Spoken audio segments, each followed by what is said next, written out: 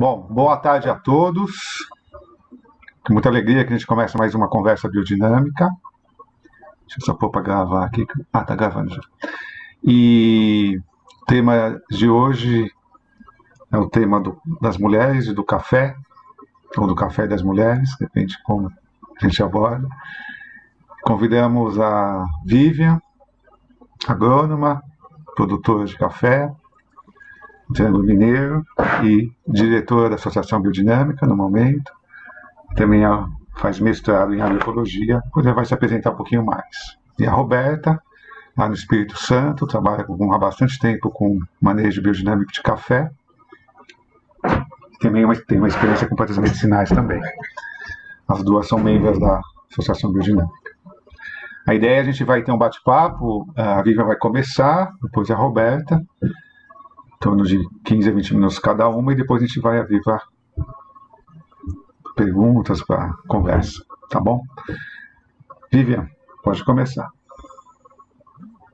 Então, boa noite, né, para todos que estão se dedicando, né, seu tempo raro para a gente conversar online, e agradecer à Associação Biodinâmica, né, por o convite. A gente ia trocar experiência mesmo, acho que o Pedro já me apresentou, então falar um pouquinho do que eu imaginei, assim, para a gente trocar, né, o café hoje... Aqui é um território do café, né? O Triângulo Mineiro, ele é um dos maiores produtores de café do Brasil, e o Brasil é o que ele representa mundialmente, né? Como produtor de café. E acho que tem um lugar do café, ele tem toda uma história, né? Enquanto planta, assim. Ele não é uma planta anual, né? Então, ele é uma planta que quando você escolhe mexer com ele, você mexe numa história. Acho que é um pouco da sensação que me fez caminhar nesse sentido de escolher o café, né? E também a coisa de todo mundo que planta e colhe sabe o sabor que tem diferente, né, desse produto, né, comparado com quando a gente compra. E então, quanto mais próximo de quem planta, mais gostoso parece o sabor, né? Então, teve essa coisa de querer produzir uma coisa que, para além de levar para a cozinha, você processa todo o café para você consumir ele. Você consome muito pouco ele cru, que é uma delícia, ok, mas não é algo usual, ou torrado, né, em algumas sobremesas ou alguns pratos, mas você toma o café. Aqui em casa a gente toma café todo dia, e eu acho que nisso também tem essa coisa de vir de um período colonial, né, que mexe muito com as nossas memórias, assim. A gente vai em umas fazendas antigas de café, o fato da gente não ter isso aqui é um lugar mais libertador, eu acho, né?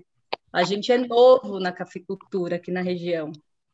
Então, a gente trata dele com mais liberdade, vamos dizer assim. Porque se você pegar uma planta que veio lá do escravismo, né?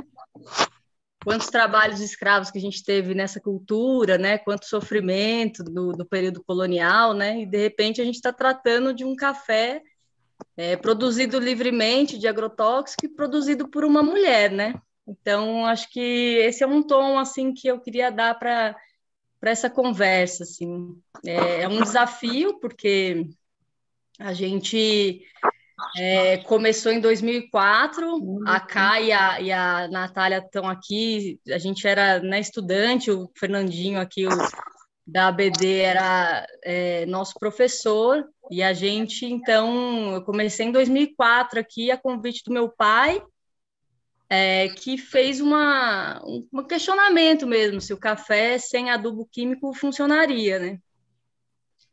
E a gente foi fazendo as experiências, né, com 1 hectare, 2 hectares em sistema agroflorestal. O Fernando foi, inclusive, uma das pessoas que ajudou o desenho disso.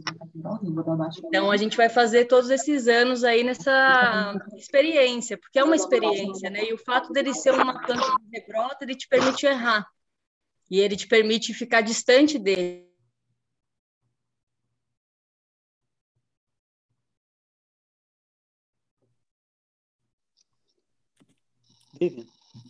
Vivian, você mutou Você fechou seu microfone. Vivian. Obrigada. Volta aí 3 minutos aí para trás.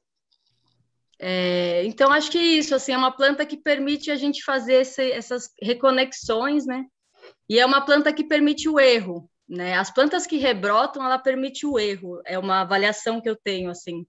Então, por muito período, assim, todo o governo Lula e o governo Dilma, eu fiquei ausente dessa plantação, né? Foi implantada em 2003, foi logo no começo ali da assistência técnica, e eu me dediquei à assistência técnica. Então, eu não me dediquei ao café conforme deveria, né? Aquele atendimento diário.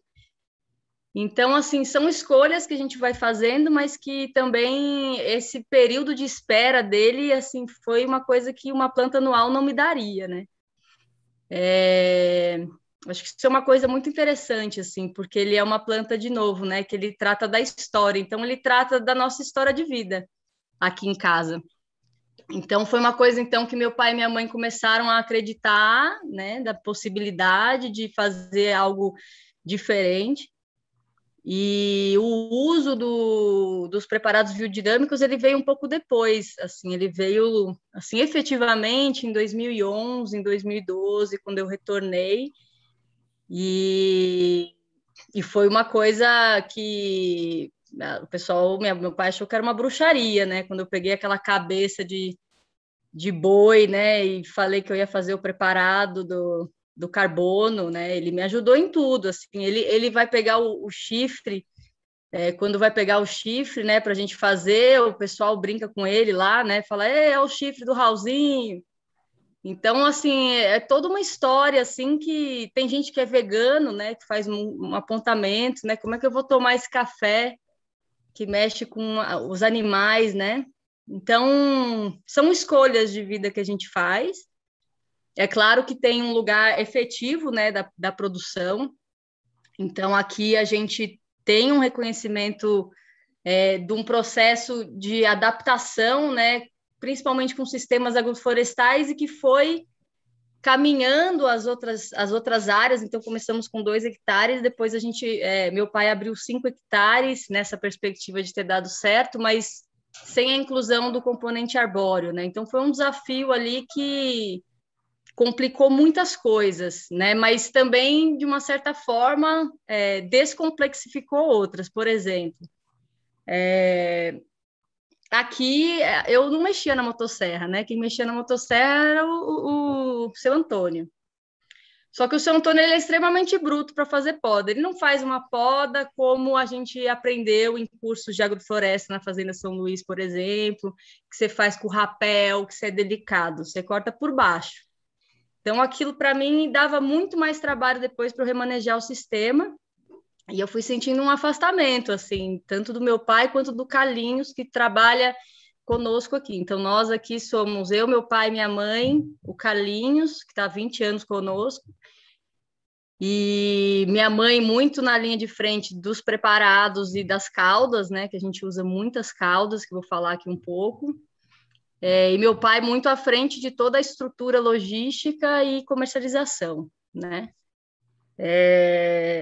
E eu acho que, assim, 2 pontos importantes de compartilhar foram a escolha dos manejos. Então, o sistema agroflorestal, a gente fez um sucessional, né, um sistema agroflorestal sucessional, e que hoje eu consideraria ele muito mais um sistema agroflorestal em aleias, embora bastante diversificado, mas com uma aleia muito bem orientada, assim, porque a gente não deu conta de fazer o manejo de 2 hectares, sabe, do jeito que deveria ser feito, com um acúmulo de matéria orgânica, e aquilo começou a encarecer a gente com o manejo da motosserra, que eu estou dizendo. Depois a gente comprou uma motosserra, já tinha uma motosserra mais leve, na qual eu uso. Então, teve uma transição também do componente eu, né, que é uma leitura que a biodinâmica faz muito, né, do eu nesse organismo. Então, o eu dependia de mim mesma, no final das contas, né, da minha escolha profissional, e que é uma escolha que eu sei, né, que, né, minhas amigas estão aqui também, ainda bem, que, assim, você escolhe viver da roça, né, e não é uma escolha simples, né, e nem bonita, e você faz porque você quer falar, ou você gosta, ou você não dá conta. Porque eu acho que a agricultura tem que ser valorizada num nível, e as mulheres ainda na agricultura mais ainda. Porque o que dá para perceber é que existe mais um lugar de cuidado do que de quantidade. depois que a gente foi avaliando a diferença entre eu estar permanente aqui na nossa propriedade do antes. Então, um olhar muito de o quanto a gente vai tirar por hectare, né? Então, você tem safras e lavouras que tira 100 sacas por hectare, né? Aqui, se a gente tirar 20 sacos por hectare, a gente está vibrando.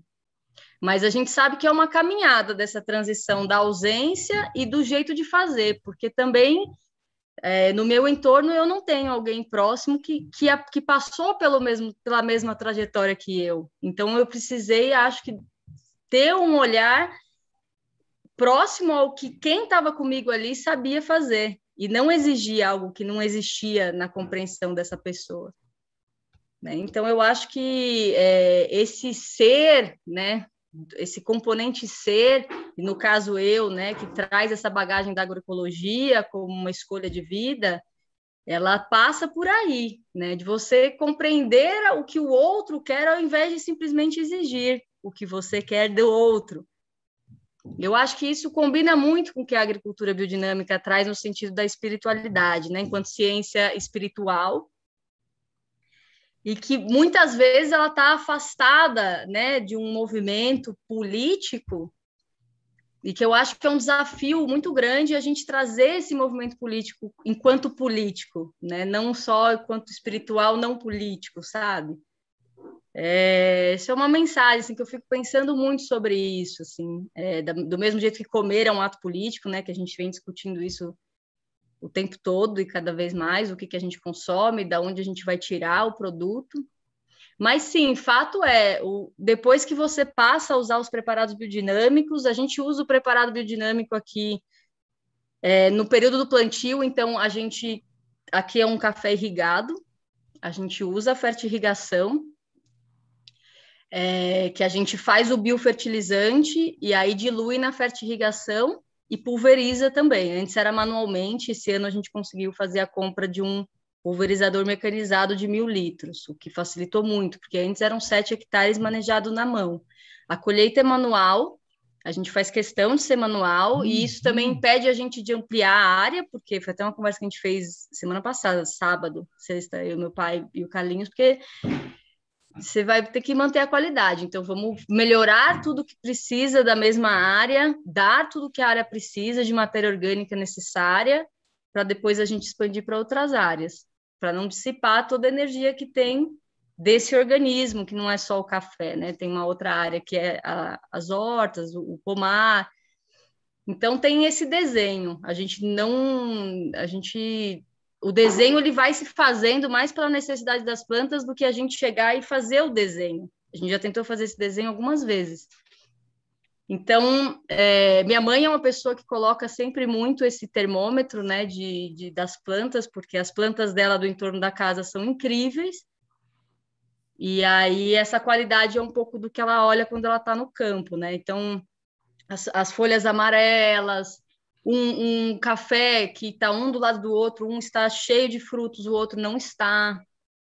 E essa compreensão desse diálogo que a gente tem todos os dias aqui com a nossa família, antes era corta o café, planta outro. E aí eu peguei alguns cafés e fiz uns testes. Os cafés estavam bem machucados e fiz uns testes quando eu realmente comecei a ficar aqui direto. E ele tá lindo. Então, eu acho que esse cuidado, assim, sabe, de ter outros recursos para te apoiar. Por exemplo, o preparado cifricílica, a primeira vez que eu usei ele, o pessoal da BD falou, usa ele na época do florescimento dele, e depois na maturação dos frutos. Mas foi um negócio que a gente aplicou e foi a melhor inflorescência que a gente teve na área, né? Então, você vê a diferença, você percebe a diferença. A gente não faz o chifre sílica aqui. O chifre sílica ele é um preparado, para quem não conhece, que você traduz o cristal em um pó cristalino para incorporar ele no chifre, enterrá-lo e desenterrá-lo. A gente tem muita dificuldade de fazer isso, é uma questão. Toda vez que eu estou lá com o cristal, eu sinto uma coisa que eu não sei se eu sou digna de fazer isso, com uma memória tão ancestral de uma rocha que demorou milhares de anos para se formar daquele jeito, né? Mas isso sou eu, né? Sou eu. Não adianta que eu não quero fazer hoje o chifre sílica, né? Então, eu acho que a gente tem que ir se respeitando, né, para ter essa identidade, a identidade da propriedade agrícola, né, que é assim que a agricultura biodinâmica reconhece esse lugar de agricultura, e que eu me identifico muito, né? A gente usa o calendário biodinâmico, né, ele é um guia, já desde 2011 também, que realmente, assim, seguidamente, evita plantar e o sistema agroflorestal, ele é um sistema complexo, porque a gente planta junto, então a gente define a prioridade pelos frutos, assim, mais ou menos assim que a gente faz, né?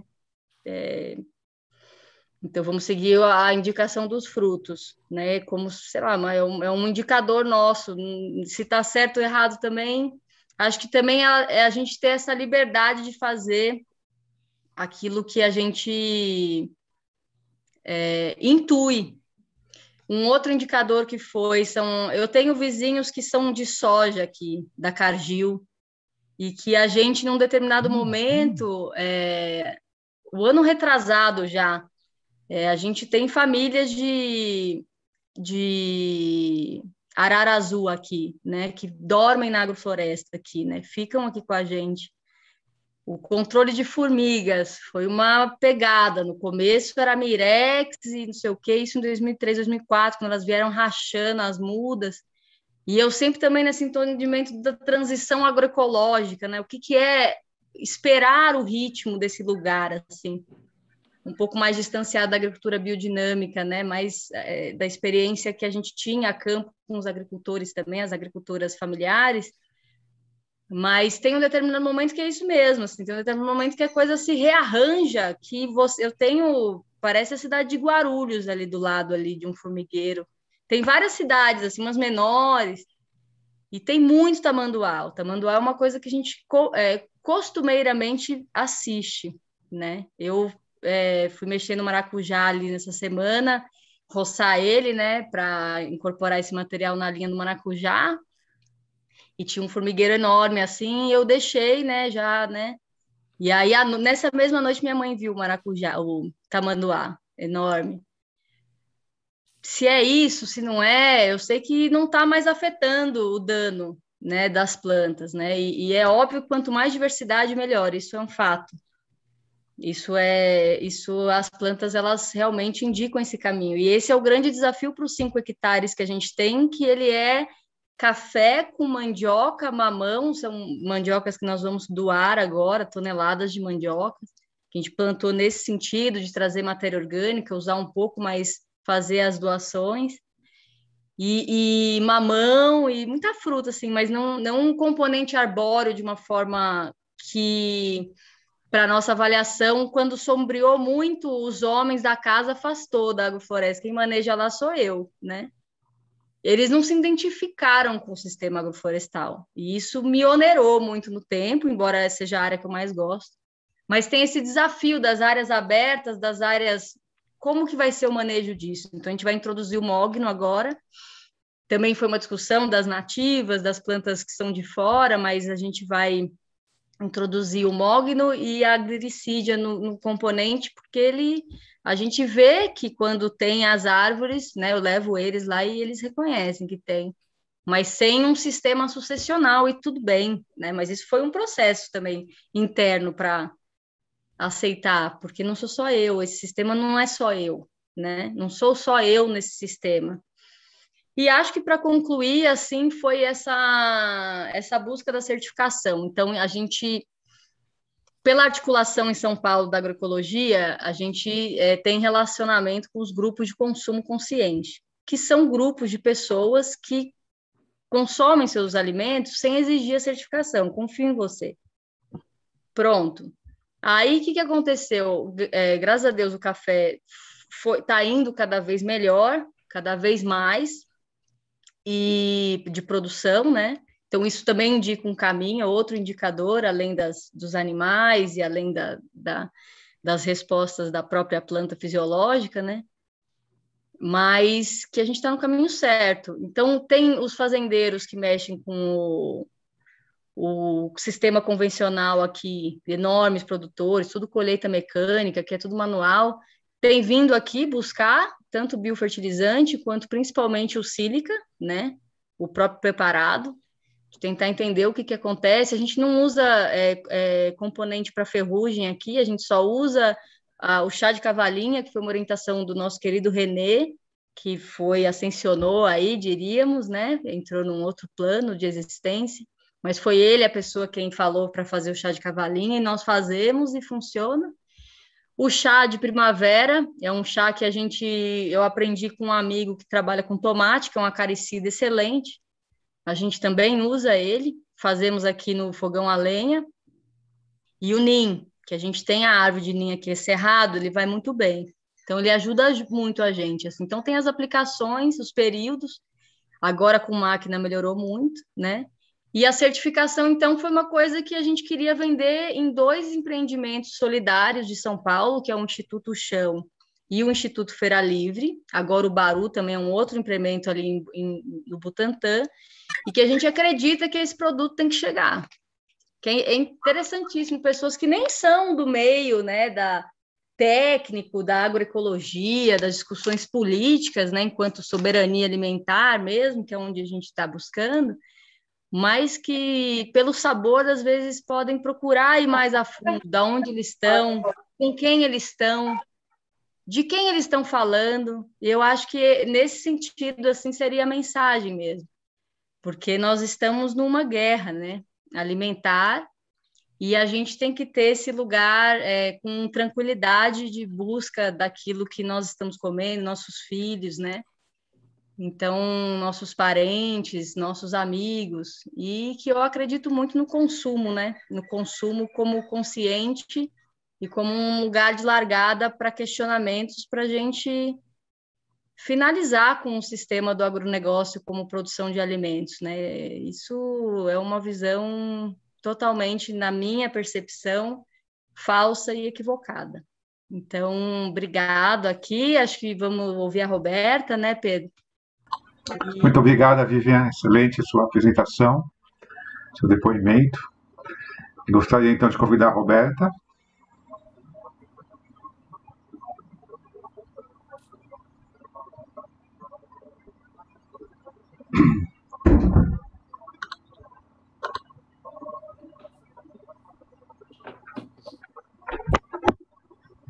Quer começar, Roberta?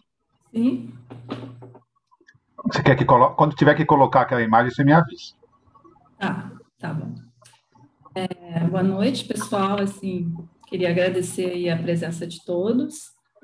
E hoje, né, o café em si, né, o que a gente chama até da terceira onda do café, o café está sempre vinculado com história, né?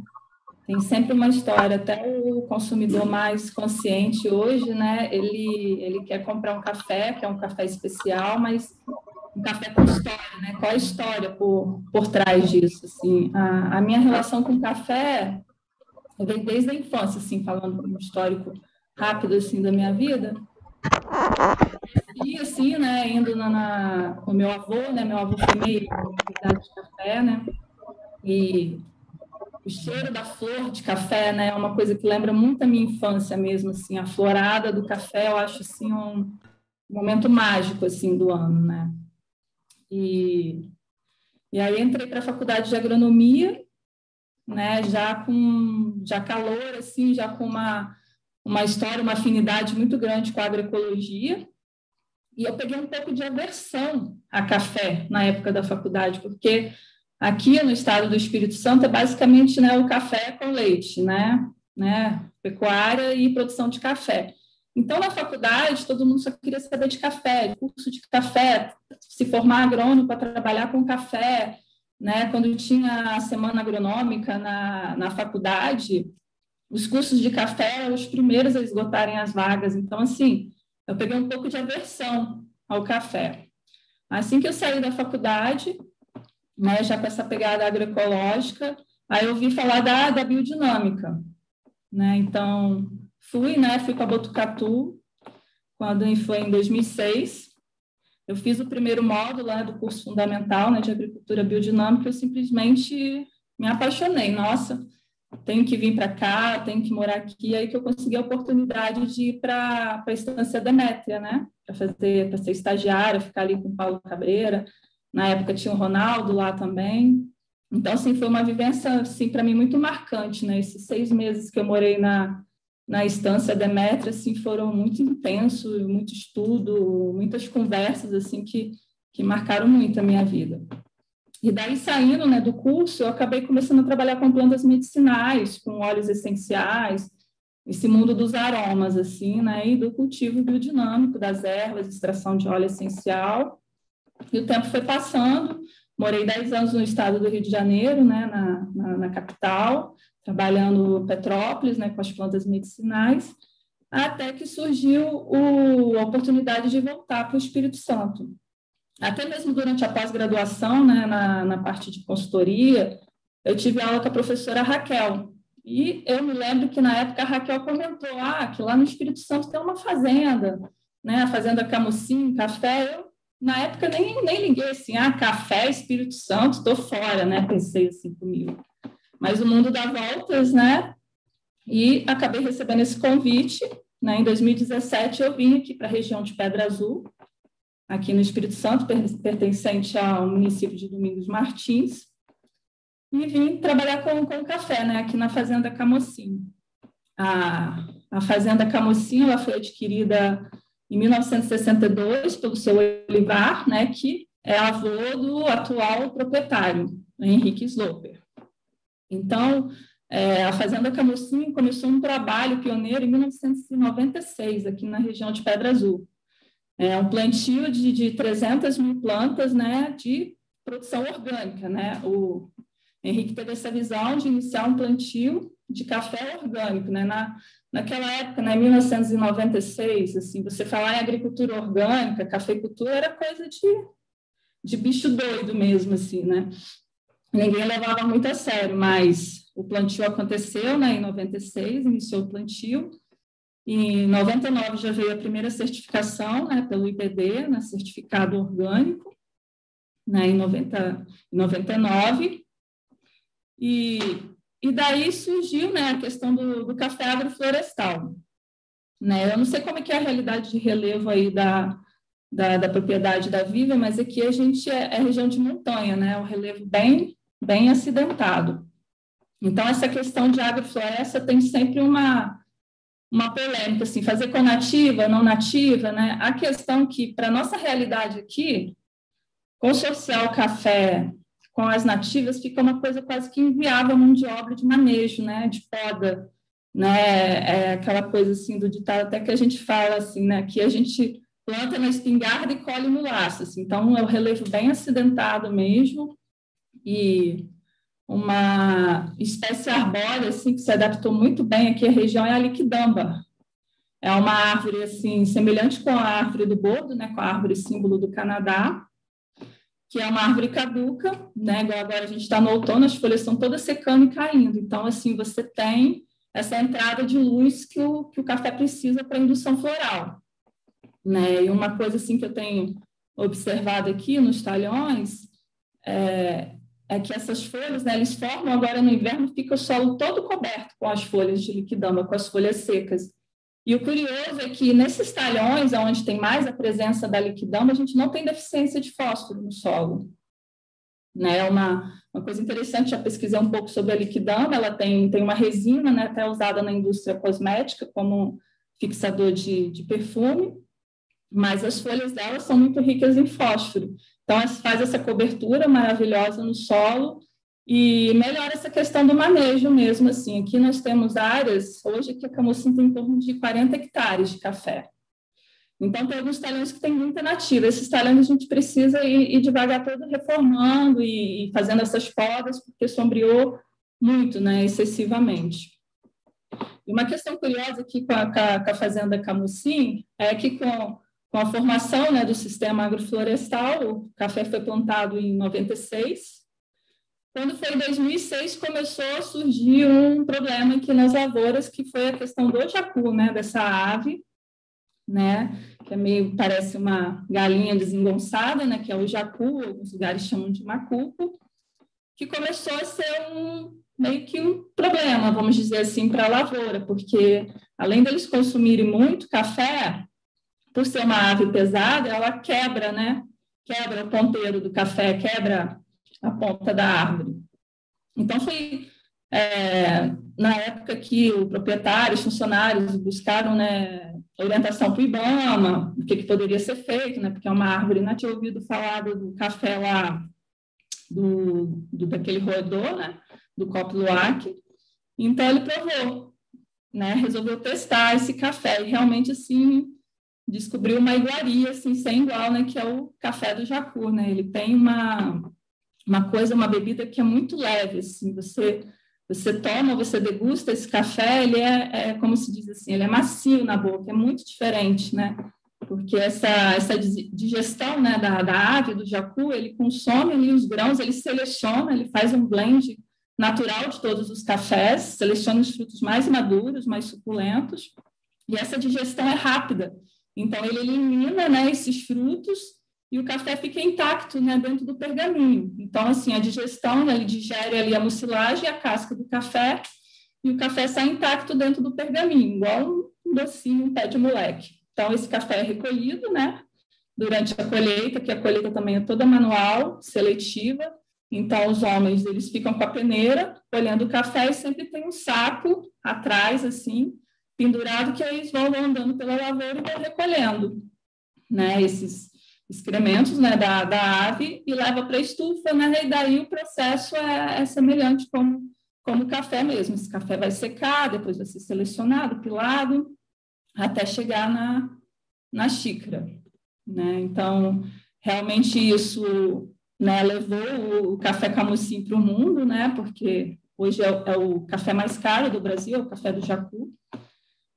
E realmente, assim, o trabalho diferenciado, né, como que eu vou dizer? Tem, né, hoje, assim, uma gama, porque o jacu está presente, né, em todos os lugares, todas as lavouras. Tem muita gente hoje, né, nessa questão de aproveitar, né, essa questão do pássaro do jacu, de fazer o café. Importante que essas lavouras sejam de manejo orgânico, né, porque a alimentação, né, de uma ave que é nativa. E outra coisa curiosa até que eu estou degustando aqui, né, não é café esse horário, eu estou tomando aqui o chá da casca do café. É uma bebida, assim, diferenciada, né, uma outra alternativa hoje, assim, para o café também, assim, para a produção de café, que é a casca, né? Então, aqui na Camusim a gente faz o café natural, né, seca o fruto inteiro, mas a gente faz, a grande maior parte é descascado, né? Ele não é despolpado, ele é só descascado. Então, esse café é descascado e vai para a estufa o café e a casca, né? A casca, depois de seca, né, é muito frutada, né, o aroma dela, doce, e ela tem, assim, ela tem 1/4 da cafeína do que teria um café coado, e ela tem um ácido clorogênico, né, é uma substância que ajuda a queimar gorduras e açúcares, né, então você beber o chá do café, além de ser saboroso, te ajuda a emagrecer. Essas são uma das frentes, assim, que a gente tem aqui na fazenda da Camusim, que está desenvolvendo bem essa questão, né? Por onde eu passo, eu visito outros produtores, eu sempre levo a questão do chá, porque realmente, assim, precisa ser divulgado, porque é uma bebida sensacional, energética. Agora aqui eu estou tomando quentinho, mas você pode fazer ele gelado também, né? Para o verão, para um dia de calor, uma bebida energética, refrescante. Agora aqui está quentinho, né? Tem mel, limão, gengibre, uma delícia. E, enfim, a questão da experiência que eu tenho com o cultivo biodinâmico, com o uso dos preparados, realmente é nessa questão do sabor, né? Assim, o café produzido tanto no sistema agroflorestal e principalmente com o uso dos preparados, assim, é muito nítida essa diferença, assim, de qualidade.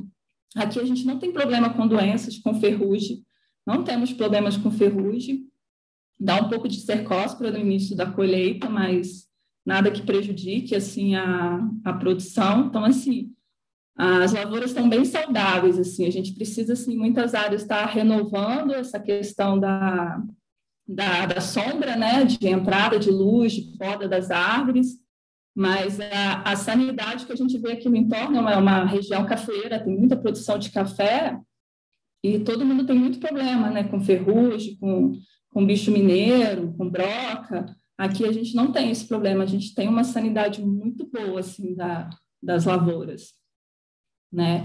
Com a questão já de manejo, então, que em 96 o plantio já foi efetuado com manejo orgânico. Então, hoje, né, 2021, são 22 anos de manejo, né, agroecológico, de manejo orgânico. A partir de 2008, a fazenda recebeu o selo biodinâmico, né, e de lá para cá, né, tem seguido essa linha, né, da agricultura biodinâmica. A gente tem começado a elaborar assim, os preparados, né, o fladen. Agora, essa semana, a gente vai fazer o chifre esterco. Pretendemos também fazer o sílica esse ano, né, no equinócio da primavera, né, para realmente estar trazendo essa força, essa integração, né. Quando a gente elaborou o fladen, elaborando com todos os funcionários, então foi bem divertido, né, todo mundo, né, pensei que eu fosse pisar na bosta sozinha, né, mas aí todo mundo arrancou o sapato e foi aquela festa, assim, foi uma vivência, assim, bem legal mesmo, assim, de proximidade. Eu acho que isso, assim, que a agricultura orgânica tem essa diferença, assim, de valorizar o eu, de valorizar, né, o ser humano, a pessoa em si. Então, de trazer essa coisa das vivências, né, eu vejo pelas outras propriedades, né, que eu tive a oportunidade de conhecer, como no Sul, como também lá com o Paulo, na Estância Demétria, essa coisa da união, de se reunir, de fazer as coisas coletivamente, né, eu acho isso muito enriquecedor, né, e eu queria mostrar um desenho para vocês, que o Pedro vai mostrar aí, que, assim, né, eu fiquei um pouco, assim, viajando nas cores, né, na teoria das cores. Então, eu fiz essa mandala, né, eu botei os 12 meses do ano, né, então, como que tem essa polaridade, né, porque quando dá, né, o solstício de verão, né, que é a época de calor, né, a gente tem, assim, começa aqui no equinócio da primavera com a floração do café, né? Aí segue outubro, novembro, dezembro, a frutificação, né? O desenvolvimento do fruto, que vai até mais ou menos março, daí começa o processo de maturação. Então, eu coloquei essa paleta de cores, né? E como que tem essa polaridade, né? Porque quando nós estamos entrando, né, no equinócio de outono, a gente está entrando no período frio, né, da friagem. O café está com essa força calórica, né, de maturação, né. Isso foi, assim, um insight que eu tive, assim, gostei da ideia e fiz o desenho, achei interessante essa polaridade, né, que quando a gente está entrando na época fria, né, o café está no período mais calórico dele, assim, né, da maturação do fruto, né. Então, a gente tem aí, assim, os 12 meses, os principais eventos, assim, né, e essa questão das cores, né? Dessa polaridade, né? Quando a gente está entrando no frio, o café está entrando nesse processo calórico da maturação dos frutos.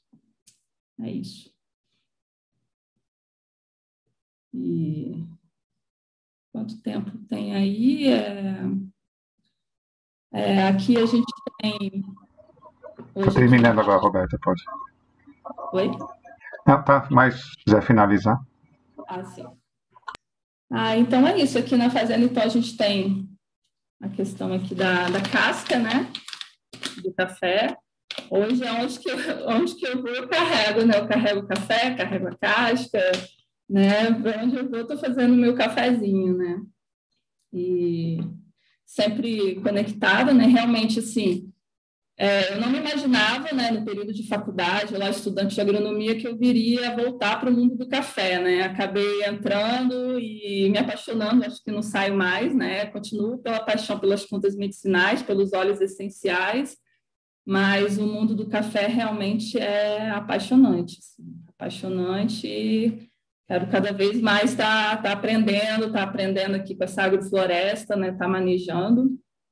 E é isso, assim, acho que a gente pode abrir aí para para perguntas e se a Vivian quiser acrescentar mais alguma coisa.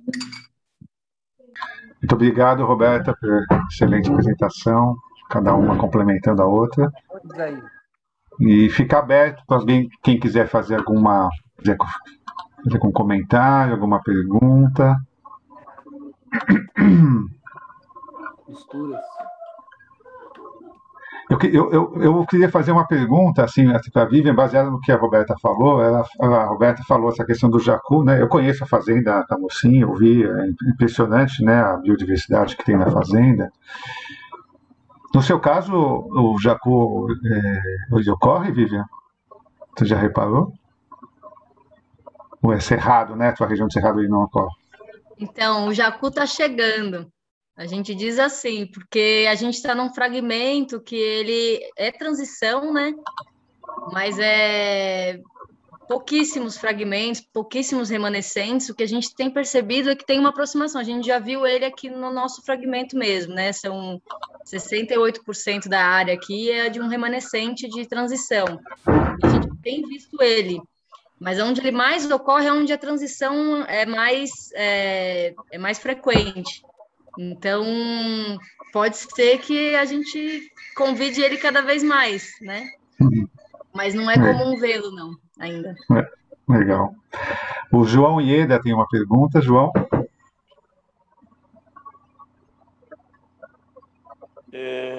Relacionado ao café montanhês, ou café na área serrana, se encontra o solo, é um solo rochoso? E se sim for, que tipo de rocha que se encontra nessa região?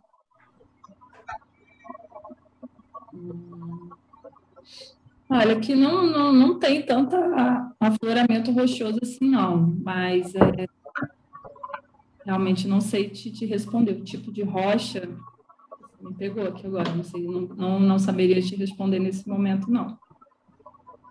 Mas dá para observar nas ruas do café, ou mesmo não tem afloramento rochoso assim, não tem. Assim, não é uma área perigosa, vamos dizer assim, né?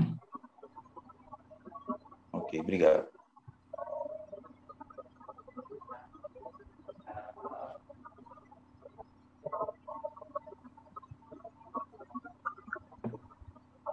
Ali é a região do cristalino, né? Tem a Pedra Azul aí perto, né, Roberto? Sim. Em João, aí então é a região do cristalino. Então são latossolos vermelho e amarelo, são Sim. solos mais antigos, né? É a região é o mesmo cristalino que tem assim toda essa região que pega Minas Gerais e São Paulo também, né? Latossolo vermelho e amarelo e podizólico nas baixadas, assim, né? Esses nomes são antigos também, não sei, a classificação mudou, né? Então, os mais novos aí ajudem aí. Mas é isso, João. São solos mais antigos. Sim, isso mesmo. mesmo. Esses afloramentos como a Pedra Azul, que é linda. A Pedra Azul fica praticamente vizinho, né, Roberto? É, vizinho. Aqui a gente está... É zona de amortecimento do parque. Rô, esse seu desenho, esse captou, acho que uma das grandes mensagens do café. Será que é justamente por isso que o café está preparado para a poda? Ele está muito aquecido, né? E aí, depois da colheita, a gente poda.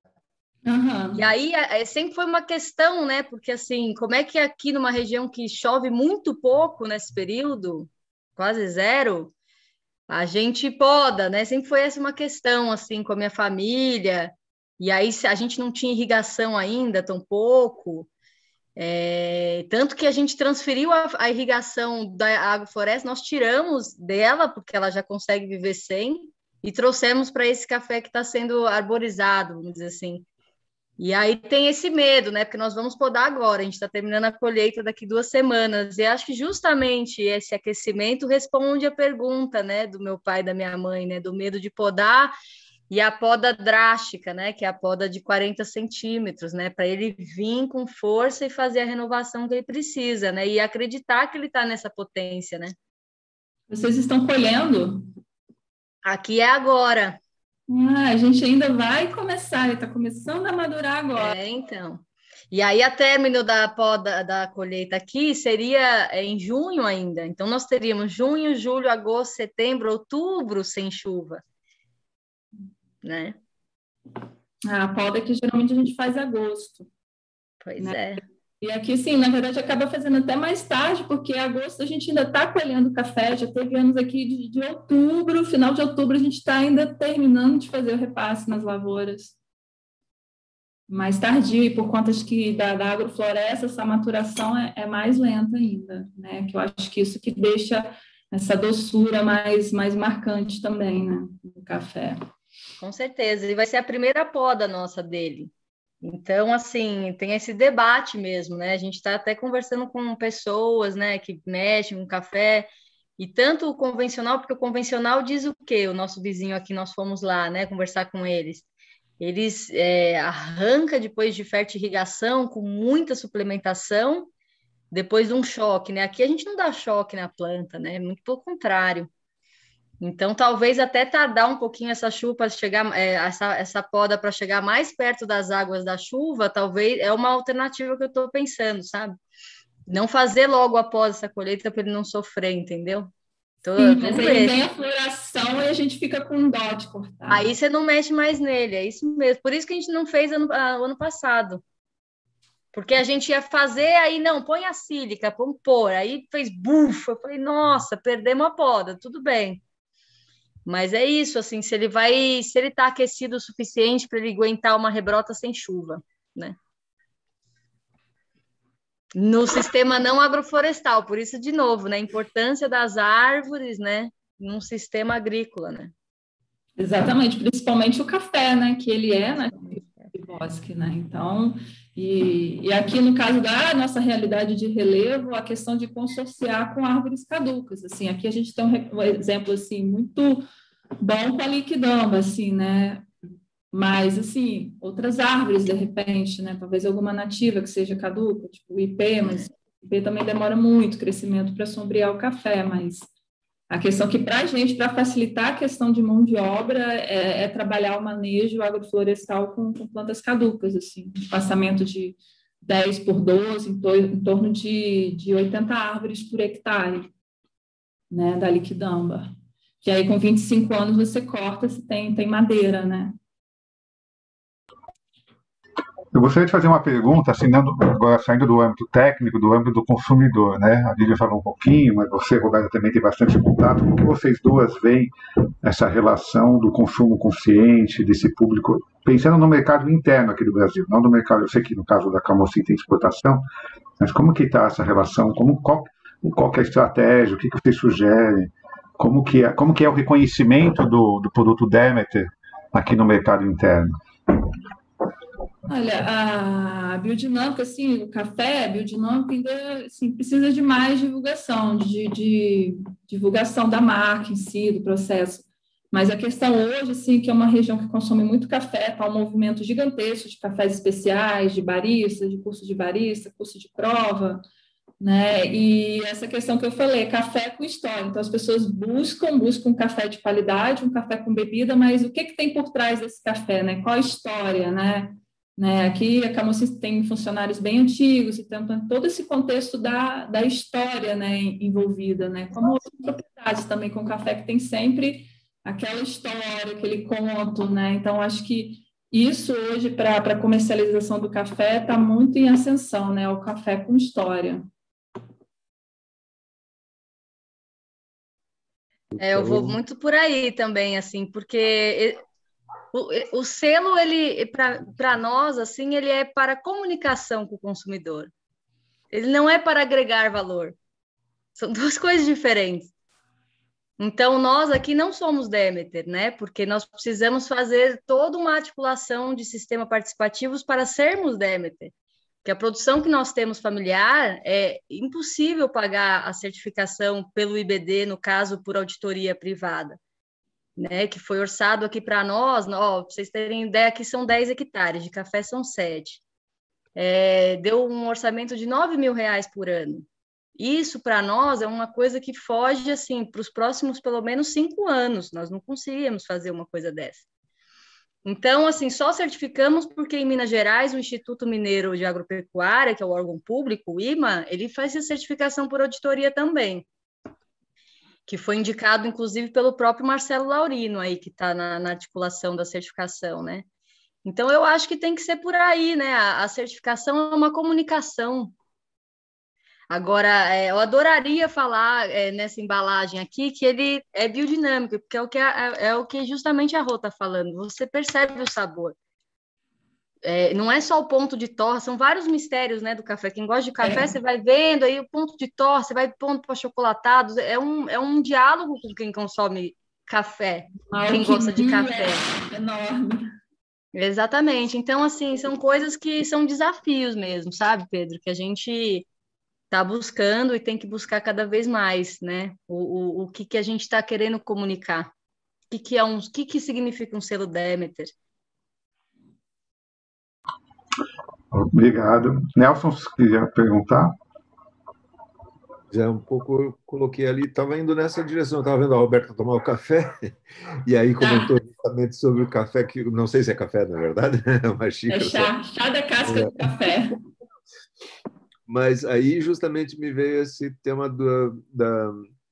dos tipos diferentes de sabores atingidos, né? E eu queria saber um pouquinho mais sobre isso, né? Vocês fizeram algum teste, ou seja, colocaram isso para provar com as pessoas, ou fizeram provas dentro do próprio espaço de trabalho? Como é que isso tem sido trabalhado? Vivian já adiantou um pouco, tem essas coisas diferentes do ponto de torra, a conversa com cada um dos setores, eventualmente, que o mercado aponta, mas um pouquinho mais, se tiver tempo ainda.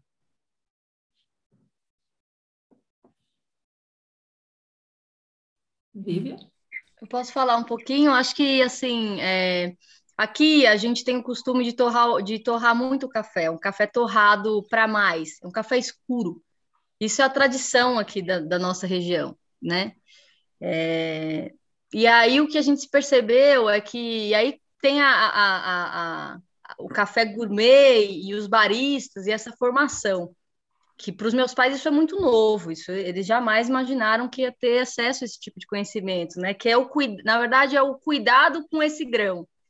Ainda mais quando é coleta seletiva igual de nós duas, assim, é um trabalho que não tem base, é pé por pé, é um negócio que é muito cuidadoso. Então, se você vai lá e escolhe o ponto de torra e a peneira, o que você está dizendo? Você está dizendo que você está selecionando mais ainda.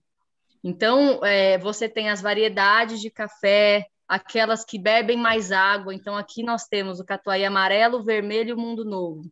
O mundo novo ele é rústico, ele é uma planta maior. A gente planta ele, inclusive, para ajudar o catuai amarelo, que é muito mais sensível a não ser interferido por qualquer doença que pode apresentar. Mas ele armazena muito mais água e demora 15 a 21 dias para secar, em relação ao catuai vermelho e ao mundo novo, por exemplo. Então, eu acho que essa experiência é muito legal, e quando você diversifica esse menu, esse cardápio para o consumidor e para a consumidora, é um universo de fala. E você também dá acesso ao seu telefone para as pessoas falar com você, né? Porque daí ela pede. Então, muitas pessoas pedem o ponto de torra. Só que esse ponto de torra, ele vai muito nisso, assim, que a Roberta estava falando. Você tem um achocolatado, você tem um mais torrado. E o que parece é que quanto mais você acerta, significa que você está trazendo a essência mais para a bebida do que para o aroma. Né? Você está trazendo a essência quando você torra menos. E uma última coisa, só para passar para a Roberta também, que a gente vive aqui, a gente fez a análise agora. Eu recebi ontem a análise do café de um laboratório para saber a qualidade da bebida física e sensorial. Porque isso tudo vai ajudando a gente a comunicar na hora da embalagem aqui, né? Porque o que a gente quer falar é o que nós somos e o que nós estamos apresentando. Porque é uma viagem de sabores realmente. E quando você mexe nesse tipo, você mexe nas suas relações. Nós aqui tivemos que sair do seu Zé, que era quem sempre fez para nós, porque ele não tinha variação de ponto de torra. Então, o Rodrigo aqui do lado tem a máquina mais nova, ele é muito antigo, né? Porque a região é muito antiga, ele nunca conseguiu comprar uma máquina nova. Então, vai por aí, sabe? Também as relações meio dos bastidores, assim, e a gente leva para o seu Zé o ponto mais claro, mais achocolatado, ele toma. Então, são esses descobrimentos. E vai de sabor. Eu mesma gosto dele mais torrado, né? Mas eu sei que a bebida ficou com muito mais qualidade, mais leveza depois do achocolatado. E isso a gente vai trocando com quem tem essas experiências, ou fazer curso. Minha mãe quer fazer o curso, né, de barista, que é um curso que é feito pelo Ministério da Agricultura, que acho que a Rô fez. É por aí, você vai aperfeiçoando, porque, como a Roberta falou, é um universo, né? É um universo maravilhoso de degustação. A questão das variedades, né? E a torra é essencial, que a torra tanto pode esconder defeitos quanto qualidade, né? Então, quando você torra muito café, além de você estar disfarçando as qualidades ruins, você também está escondendo as boas, né? E essa questão de sabores, né? Aqui na Camocim são 6 variedades diferentes de café, mas tem 2, assim, que eu sou apaixonada, que para mim são as melhores bebidas, inclusive já ganharam concursos, Par 59 e o Catucaiaçu. Né? O Catucaiaçu tem, assim, uma questão da qualidade de bebida que é excepcional. Aqui em 2017 a Camocim ganhou, né? O Cup, né, como melhor café, teve uma pontuação de 93 pontos. Então, assim, cafezão. Assim, né? Não, obrigado. Saboroso. Passa na farmácia, você quer pegar uma coisa. Obrigado, muito boas conversas.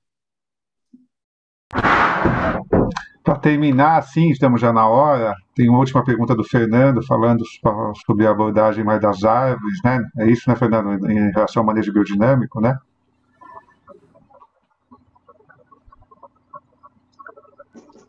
Eu queria que vocês falassem um pouco. Tem 2 ambientes bem diferentes, né? A Roberta falou, a montanha aí, e a Vivian lá no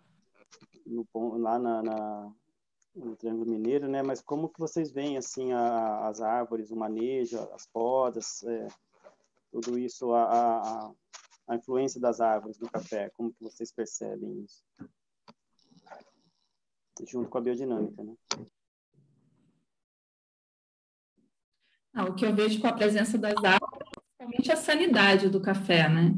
Tem a questão da qualidade da bebida, que é gritante essa diferença, mas principalmente na prática, o que eu vejo aqui, a agrofloresta é a sanidade do café.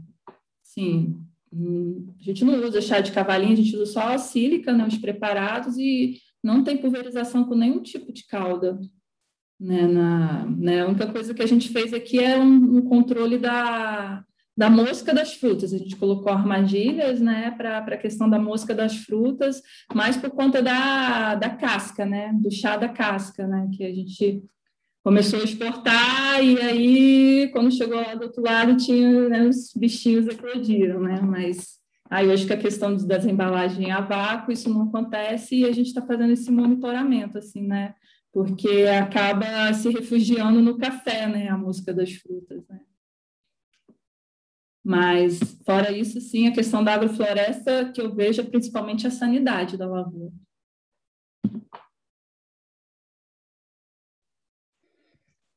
Na experiência aqui, eu vou fazer até uma inserção feminista mesmo, assim, porque as motosserras têm que ser mais leves, né? Eu acho que as indústrias de mecanização trabalham para fazer máquinas que é um processo, né? Se as mulheres talvez nascessem e já pegassem no facão, em vez de ficar aprendendo outras coisas de trabalho doméstico, talvez a gente teria a mesma força, mas a gente não é criada assim. Então, assim, é um desafio, né? Acho que ter essa autonomia, assim, eu me preocupo muito, às vezes, quando eu penso na minha idade, né? Então, assim, daqui a um tempo, eu não vou conseguir manejar, né? Então, também tem essas duas coisas, assim. Mas, mesmo com isso, é perceptível, né? Onde tem as árvores, você tem qualidade de solo, você tem qualidade né? Isso mesmo, né? A fitossanidade da planta. A planta é verde escura brilhosa. Ela só vai precisar da luz na época da floração, que é o momento de poda das suas árvores, se você escolher bem. Então, acho que tem esse mistério, né, da arquitetura do lugar, e também o próprio lugar te ensina a fazer as podas depois. A área de agrofloresta me ensina muito mais a fazer a poda do café do que a área aberta. E a segunda coisa é o respeito em relação às pessoas que estão trabalhando com você, Eu acho que mesmo com o uso de adubação foliar, que também na agrofloresta não precisa, e é nítido, e a gente já foi visitar as áreas, a gente foi no Seu Zé Neto, em Mococa, fomos na Fazenda São Luís, em Ribeirão Preto, eles viram sistemas, né, complexos de café agroflorestal, mas tem um lugar deles, né? Deles, digo, do meu pai, da minha mãe, do Carlinhos, de se aproximar desse lugar.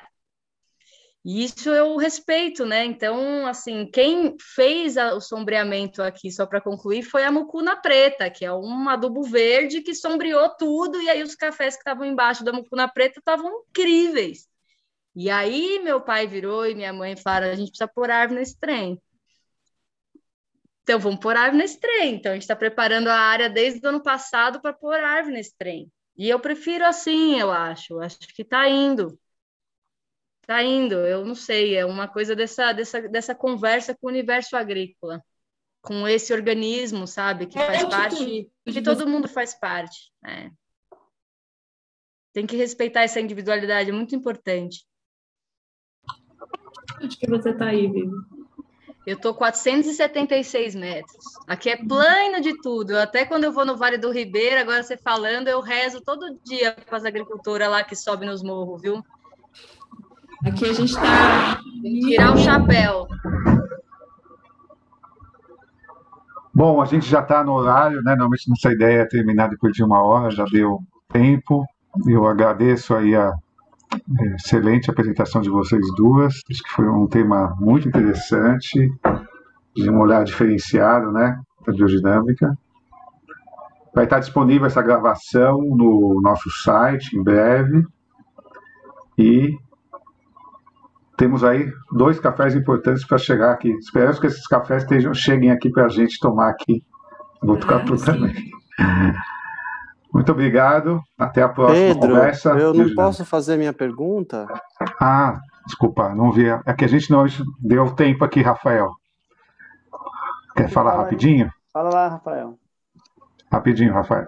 Tá. Não, na verdade, assim, eu no final, como pessoa envolvida com antroposofia e com agricultura biodinâmica, eu não acredito numa proposta de agricultura que não revitalize as relações sociais. Então, eu gostaria de saber como que a iniciativa das meninas trabalham essa questão social, porque geralmente o que a gente vê são campesinos e agricultoras ou agricultoras trabalhando para gerar um produto gourmet que no final eles não consomem ou não são envolvidos de uma economia mais justa e fraterna. Então, eu gostaria de saber isso, como uma pessoa mais idealista, talvez, como é que eles trabalham a questão social no projeto delas, né?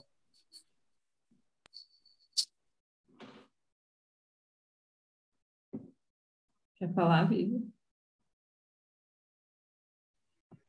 Eu acho que conversa muito com o que a gente é também, né? Aqui, assim, a gente tem a política de precificação. Então, na nossa política de precificação, é uma precificação que a gente acredita na viabilidade das pessoas tomarem esse café. Então, isso é uma coisa, é uma discussão que a gente sempre faz em todos os produtos daqui, não só o café, né? Mas um café dessa qualidade chegar na mesa das pessoas. A outra coisa é também a divisão da produção aqui. Então, a gente sempre tenta alcançar uma meta aí de o Carlinhos, que trabalha com a gente, tomar esse café como a gente toma. Então, a gente não compra o café. Isso é um ponto de partida para ele não tomar o café com químico, obviamente, né? Então, acho que isso também com os outros produtos daqui.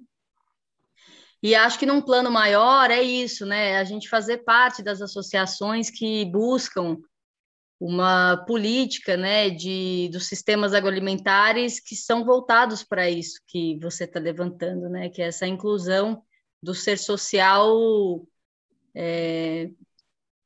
para que simplesmente a pessoa seja quem ela é, né? E que ela possa ter alcance das coisas que ela precisa para ser quem ela é. Então, no meu caso, né, eu e a Rô, a gente faz parte da Associação Biodinâmica, que a gente vê isso como um veículo possível de politicamente, né, ativa para essa e várias outras pessoas que estão aqui, né, ouvindo essa live e as outras parceiras e parceiros que não estão.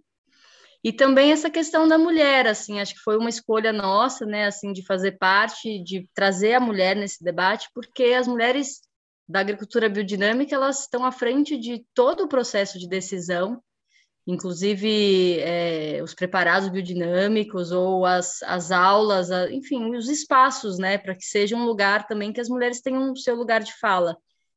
Então, acho que um pouco isso, Rafael, a gente falar o que a gente é, né? Não falar o que a gente não é. Então, justamente que esse café, no caso, seja um lugar de fala e de representatividade daquilo que a gente está falando. Então, acho que a acessibilidade dele e o recurso das pessoas aqui que trabalham com a gente e as pessoas que estão ao nosso entorno também, e aí indo para cada vez maior aí num nível de ABD internacional, acho que é um caminho que a gente se vê praticando esse lugar social. Eu acho que tem todo um processo... Obrigado, Vivian. Eu acho que tem todo um processo educativo nisso, no sentido, assim, aqui o que eu vejo a experiência com os funcionários, todo mundo aqui ganha, né, 1 quilo de café por mês, mas, assim, são poucos que realmente gostam, assim, porque eles ainda preferem meio que o café do mercado, com aquela torra mais escura. É todo um processo de educação, de autoeducação, a questão, eu como mulher, né, sou engenheira agrônoma, mas eu sinto essa barreira, assim, né, com os homens, né, da roça, do campo, que mulher entende de roça, né? Então, tem uma coisa assim que é todo um processo de um trabalho assim, né, de educação, de conhecimento para estar assim cada vez conquistando mais o nosso espaço, né? Porque a agricultura sempre foi coisa de mulher, né? Nós Tá joia. Histórica. Obrigado, Roberto. Obrigado, então. Agradeço novamente. E uma boa noite aí para todos. Até a próxima conversa biodinâmica. Boa noite, Valeu. obrigada, Rô, Valeu. obrigada, Pedro, obrigada a todos, todas aí, uma boa noite. Valeu, Tchau, Roberto, pessoal. obrigado, Um abraço Vivian. astral para todos. Valeu, E Rafael. para tudo todos. bom. Tchau, tchau. Foi ótimo. Parabéns. Tchau, gente. Muito bom. Parabéns. Maravilhoso. O café vai chegar aqui, hein, Vivian? Logo, logo, em Botucatu. O da Roberta já está aqui já também, já vai no correio. Também. Maravilha. Vai lá. Obrigada. Vamos que vamos. Abraço. Tchau, tchau.